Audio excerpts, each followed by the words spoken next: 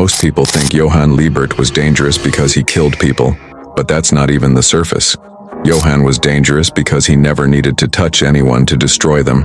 He understood something most humans never will. People don't need force to collapse, they just need permission.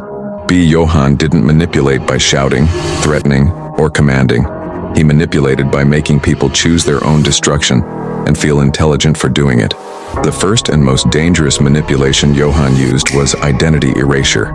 Johan never attacked who you were. He made you question whether you were ever real in the first place. He would ask soft, innocent questions that slowly dissolved your sense of self. Questions like, why do you exist? Or, if you disappeared, would the world notice? He didn't replace your identity with a new one. He emptied it. Once a person no longer knew who they were, they became infinitely programmable.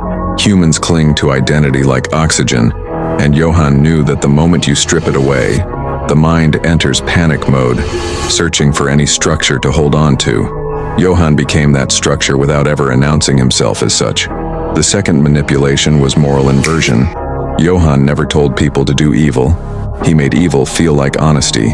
He reframed violence, betrayal, and suicide as acts of truth, as liberation from illusion. When people commit wrong acts but believe they are morally justified, their psychological resistance collapses. Johan didn't argue ethics, he redefined them. He spoke as if the world itself was already rotten and that refusing to act was the real crime. This is critical. Humans don't want to be villains, but they desperately want to be right. Johan gave them righteousness wrapped around destruction.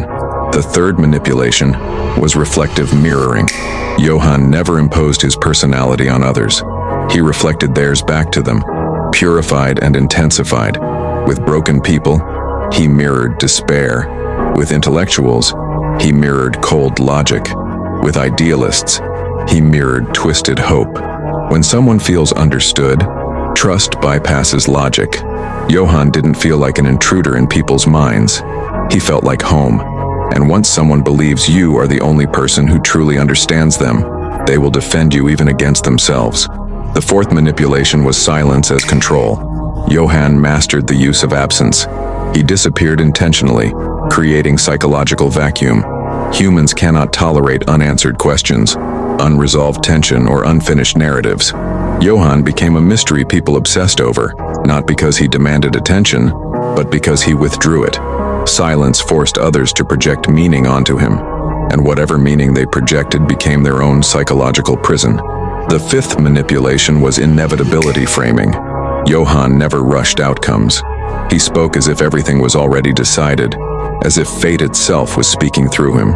When people believe an outcome is inevitable, they stop resisting.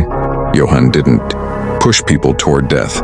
He convinced them they were already dead and simply catching up. This destroys free will internally. The mind stops asking, should I? And starts asking, when? That shift is fatal. The sixth manipulation was guilt transference. Johan made people feel responsible for suffering that wasn't theirs. He subtly repositioned himself as a mirror of their sins, their past mistakes, their hidden shame. When guilt becomes unbearable, humans seek punishment. Johan didn't punish them. He let them punish themselves while believing it was justice. This is why his victims often acted willingly, even gratefully. The seventh and final manipulation was existential seduction. Johan offered people a terrifying gift, meaning in nothingness. He didn't promise happiness, success, or love. He promised clarity. He told people the world was empty, life meaningless, and morality a lie, and for those already drowning in confusion, this felt like relief. When chaos finally gets a name, it feels controllable. Johan didn't lie to people.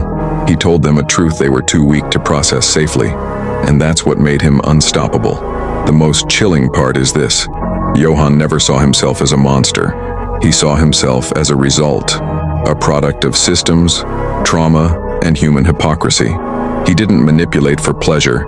He manipulated to prove a point, that humans don't need demons to fall. They just need someone to remove their illusions. Johan Liebert isn't terrifying because he exists in fiction.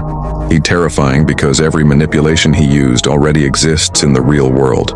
You've seen versions of Johan in leaders, influencers, lovers, ideologues, and even in your own inner voice. The lesson isn't to admire him.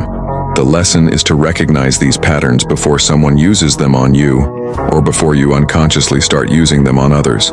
Because the most dangerous manipulators don't look evil. They look honest, calm, intelligent, and deeply human. And by the time you realize what's happening, you won't feel controlled. You'll feel convinced.